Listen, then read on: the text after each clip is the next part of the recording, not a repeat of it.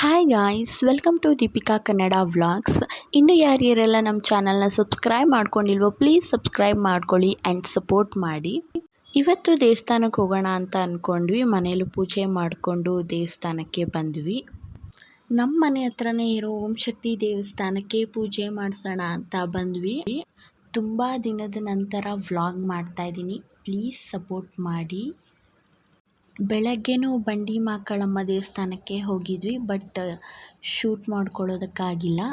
After long time ಈ ದೇವಸ್ಥಾನಕ್ಕೆ visit ಮಾಡ್ತಾಯಿದ್ದೀನಿ. ಅದಕ್ಕಾಗಿ ಮಡ್ಲಕ್ಕಿ ಕೊಟ್ಟು ಪೂಜೆ ಮಾಡಿಸ್ಕೊಂಡು ಹೋಗೋಣ ಅಂತ ಎಲ್ಲ ರೆಡಿ ಮಾಡ್ಕೊಳ್ತಾ ಇದ್ದೆ.